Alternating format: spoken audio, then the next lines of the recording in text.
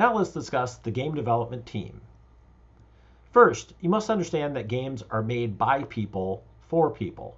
The success of a game comes from the people involved on the team and the efforts they put into the game. We'll discuss the importance of the team in great detail at various stages across the course. To start this discussion, let's relate the team back to our construction analogy. Games, like building construction, usually employs many different roles or jobs to get the project done.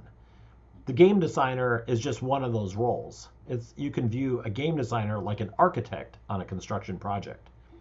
The producers are the folks that manage the project, including both the people on the team and the resources.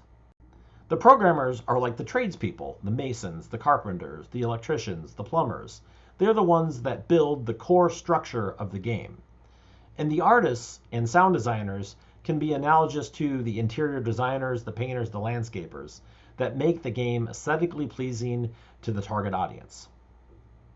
The makeup of the team will vary largely based on the size and scope of the project, just like it is in construction. For example, if you're building a shed, you probably only need a small number of people.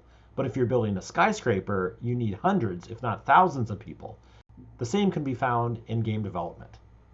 So a small size team is one, of course, that's going to take on a smaller scoped project.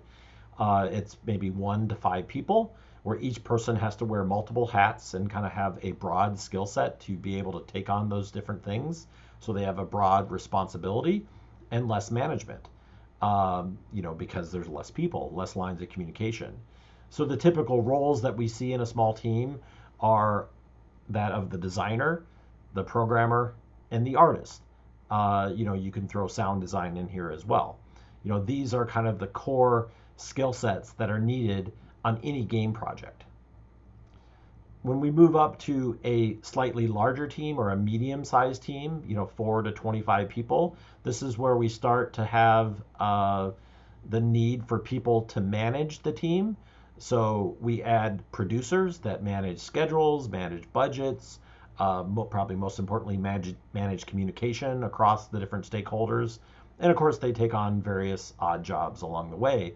As team sizes grow, these odd jobs pop up. The disciplines themselves, we may need to become more specialized as the size of the project grows.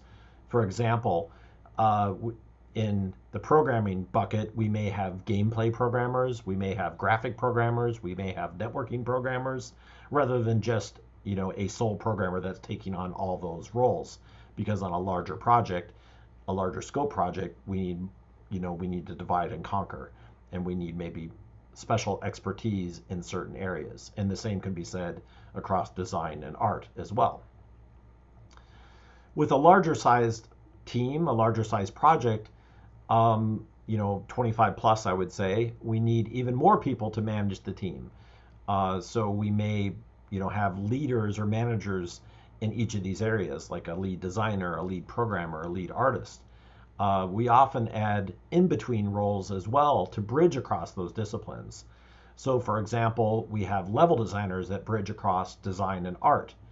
We have technical artists that bridge across art and programming. And we have scripters or maybe mission planners that bridge across design and programming. Some of the names of these in-between positions vary across the industry. For example, one company may view a level designer as a bridge across design and programming rather than the design and art, or perhaps they bridge across all three. These in-between positions, currently in the game industry, we're seeing a vast need for these kind of people that can wear multiple hats and kind of understand the unique aspects of each discipline and then can hone that into the game that is actually being built.